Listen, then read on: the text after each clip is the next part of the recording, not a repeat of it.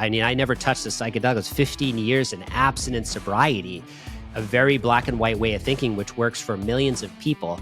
But when I had the calling in 2021, after releasing my book, I had just released my book, If Not You, Then Who? It was like all of a sudden now it was time for this death, the death of Jesse's old ego structure, the death of Jesse's all these values and beliefs. Some of them would stay, but some would have to be redefined, and I would have to be reborn in the fire of learning about psychedelic medicines.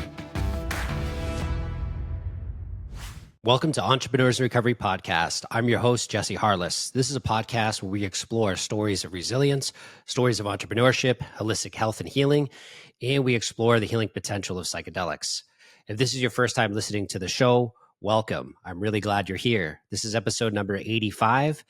This today is going to be a special episode because I'm going to be doing another solo cast episode, which I'm going to turn into a series.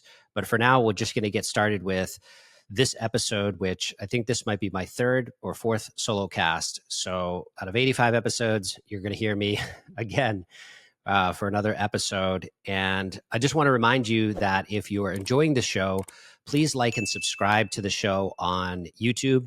And also, if you could leave a review on Spotify or iTunes. I think we have like 17 reviews on Spotify, and I'm not sure how many on iTunes, but really appreciate any feedback you can give about the show as the show continues to grow and the show continues to find amazing guests to talk about these worlds. And let's get right into it. So I want to share, first of all, that if you are new to this channel, you're new to me, I want to welcome you and say that if you are interested in the work that I'm doing today, which is the work of psychedelic concierge, this is work where I curate psychedelic experiences for people from all walks of life. You know, some of these people that come to me are entrepreneurs who are on the path of having more intuitive mystical experiences or even help with their addiction or clarity in their business. Some people come to me because they're very complex cases.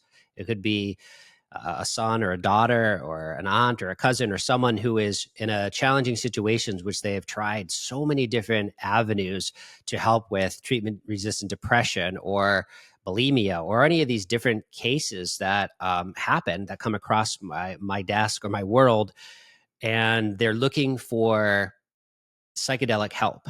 And hopefully for you, it's not the last resort, because many of the people that come to me at this stage are coming to me as a last resort or a fifth resort because they've tried so many different things. And so check out my work, Psychedelic Concierge, jesseharless.com. You can look at my description of that, but your best bet is to stick with me on the podcast that I've been releasing and talking about this work that I'm doing. And I'll continue to expand the work so you can understand the work and how to hire me and hire to consult with me.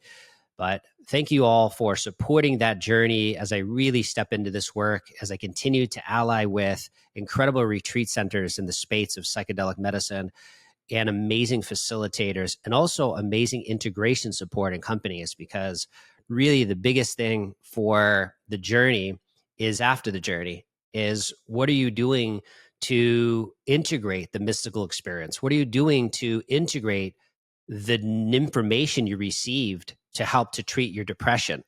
Or maybe your treatment, or maybe your depression was treated during the actual medicine journey. So how do you integrate that on your life path forward? And that's going to be really important, because I'm going to share a little bit about my path forward. And I think that for many of you listening, you probably have heard my story.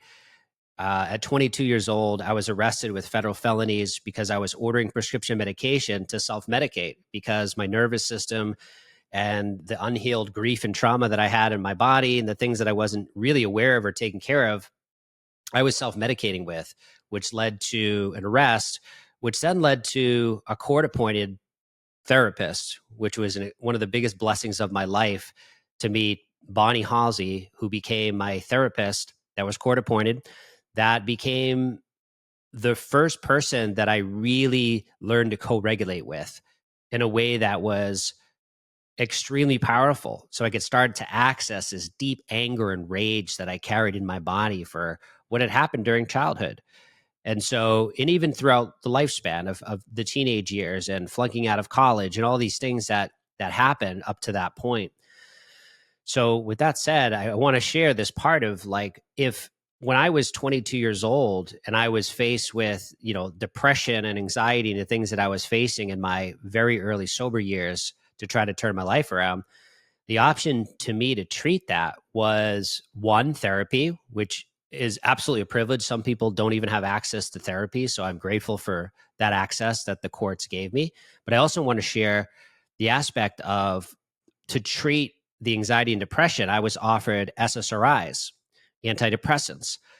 And yes, I'm grateful that I had access to that and utilized that. But what if I had access to psychedelic medicine? What if I had access to integration support?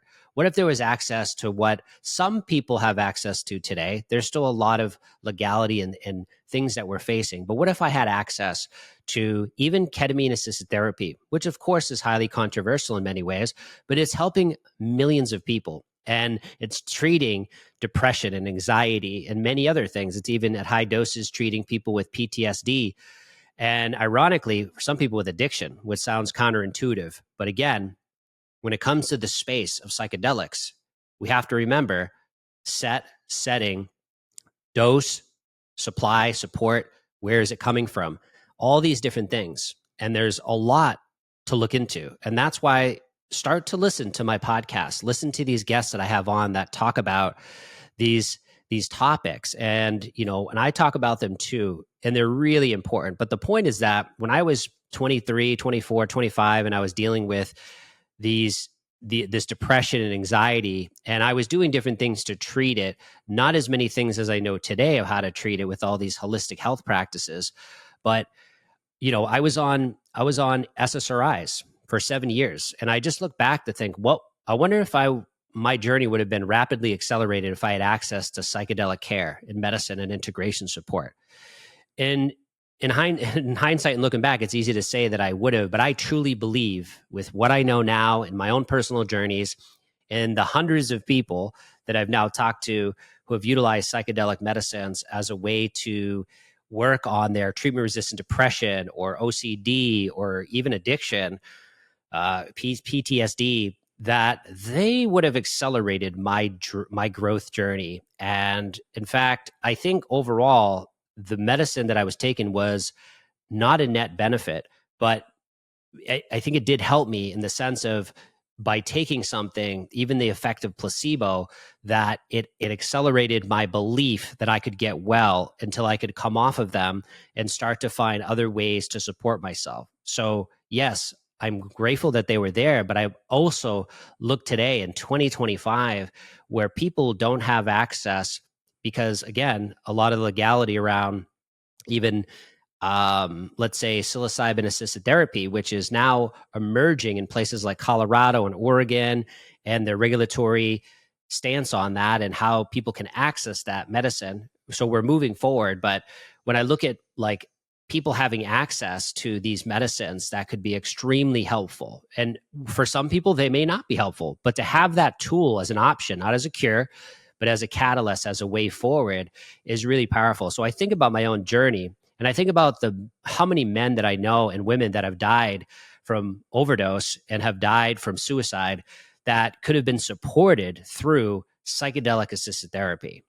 And so this is a topic I will not get away from because I think there's incredible work being done. And there's already been incredible, you could say, miracles I've seen utilizing these medicines in a way that is through a therapeutic lens. Now, people use them all different types of ways, but I'm just describing it through the lens that I've seen that have seemed to work for a lot of people, which I believe will be one of the paths to legality of these, which is a therapeutic way of supporting people through this process.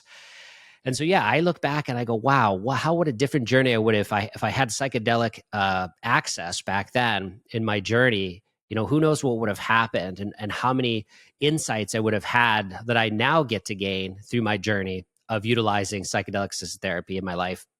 What it would have been like at 22, 23, 24, or even before, just to be educated about psychedelic assisted therapy and how it can help with mental health, addiction, PTSD, and the list goes on. I mean, I just spoke to someone today who utilized ayahuasca in their journey, and it helped to not only help with their alcoholism, but it helped with bulimia, which that can be life threatening for people. And so that is obviously a unique case. And that is someone actually I'll be bringing on the podcast to interview soon to have that discussion about how ayahuasca helped to heal her bulimia.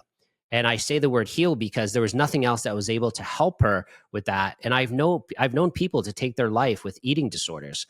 They've been in my life personally. So it is very serious. And so, yeah, so the accessibility of these medicines and just, standing behind the fact that, yes, we are still learning about the research and different things, but from my own evidence, my anecdotal evidence, the evidence that's emerging in peer review studies, but especially to the people I'm talking to, these medicines continue to emerge as ways for people to treat, especially with veterans. You have a documentary coming out, I think it's in the beginning of November, that a gentleman named Marcus Capone is coming out with a documentary, and it's going to be about veterans utilizing psychedelics, amongst other things, to treat PTSD. So you're seeing this world emerge, and even if it's slow, in many ways, it is speeding up. So my message today, folks, I just want to start off by, like, when you reflect back on your own personal journey too, and maybe you struggled with addiction, or maybe you struggled with anxiety, or you struggled with depression or PTSD, and whatever you were struggling with, if you look back and say, wow, if I had access to this type of care as at least an option, would it have helped?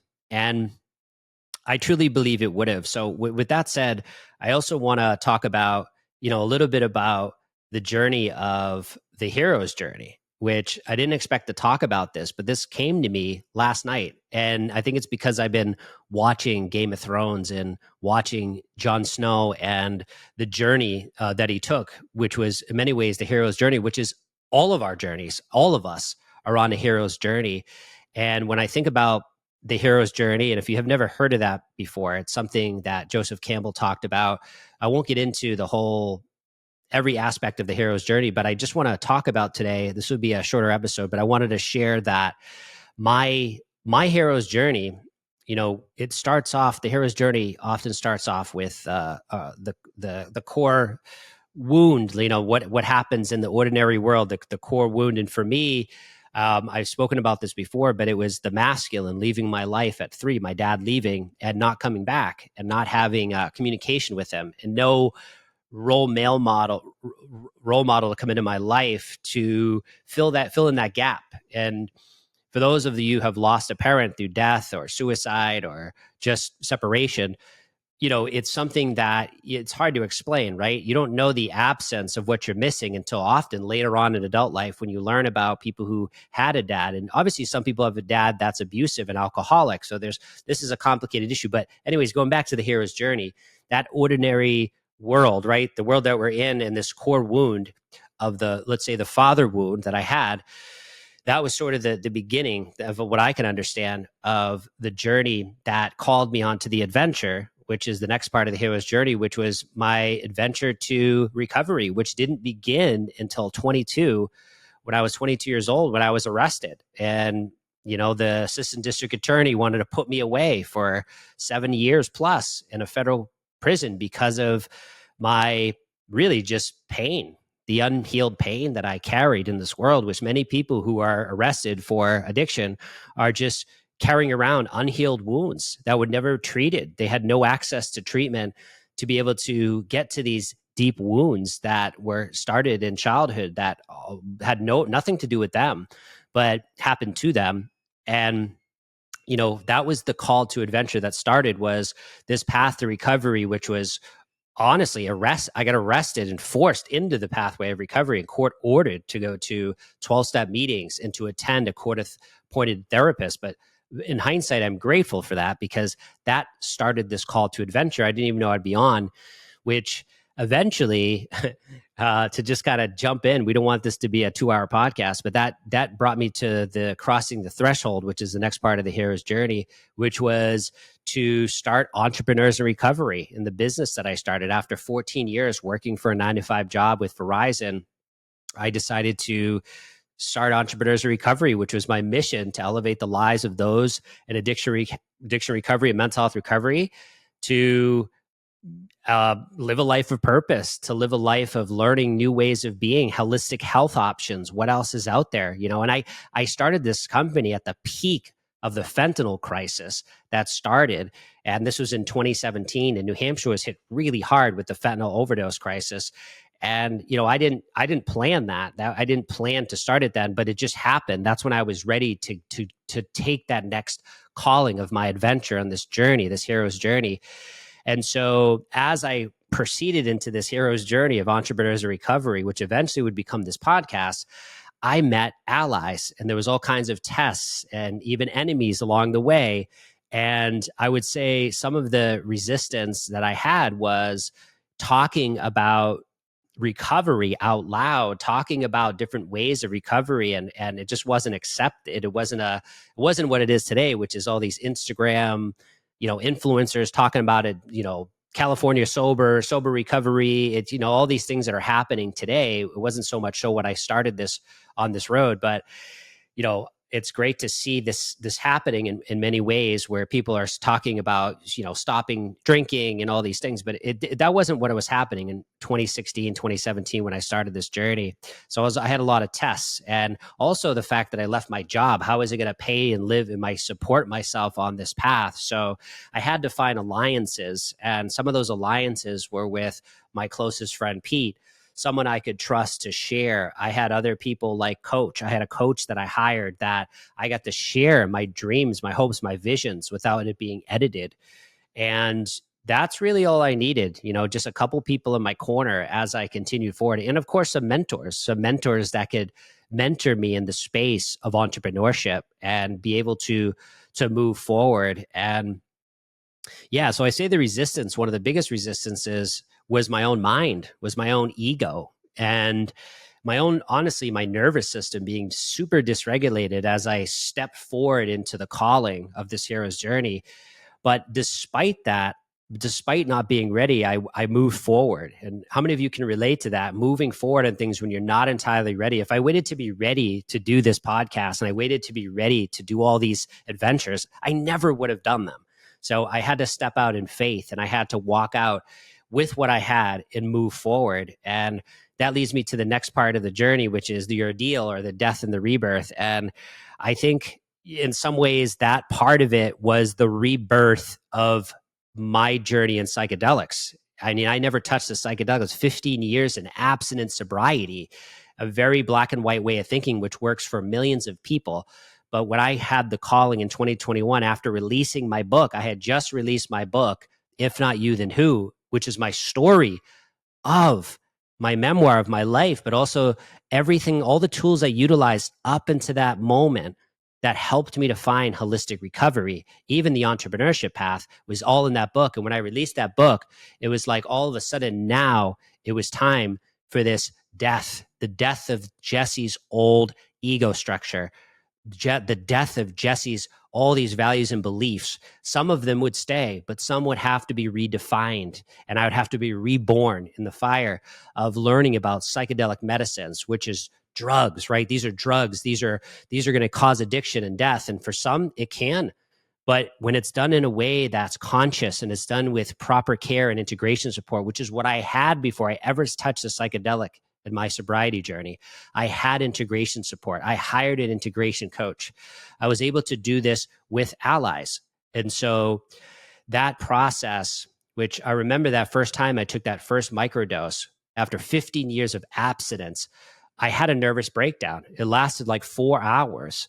But once I came through that, I was able to share that and co-regulate with someone, and then able to start to move forward. And like I said, this is a high overview today of my hero's journey. And we'll get into different specific parts in this podcast as I continue to do solo casts.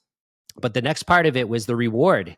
And the reward of it was me stepping in more into what I wanted to do, which is this podcast, which was to, of course, teach the method in my book, which is the fears method. If you've never read the book, running retreats coaching more people, but really stepping into the psychedelic concierge work. That's what I'm here to do right now.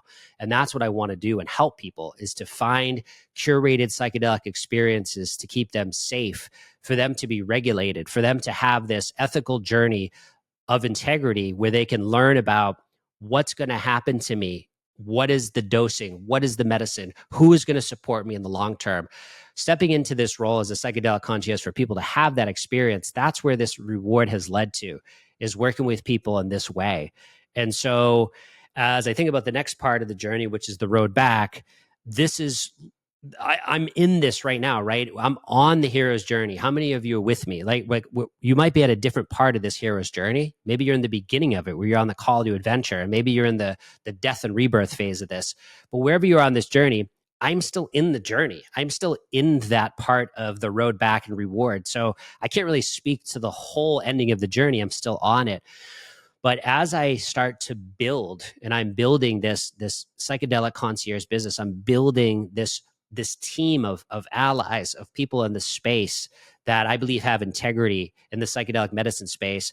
It's starting to build this legacy, right? It's building this way of healing, which is not the only way. All the other ways I still support, I talk about, and I love the other holistic healing paths, and meditation and cold plunge and sauna and whatever it is, these different pathways, the tribalism of joining a recovery group, whatever, like all these pathways to recovery, I still honor and I practice many of them.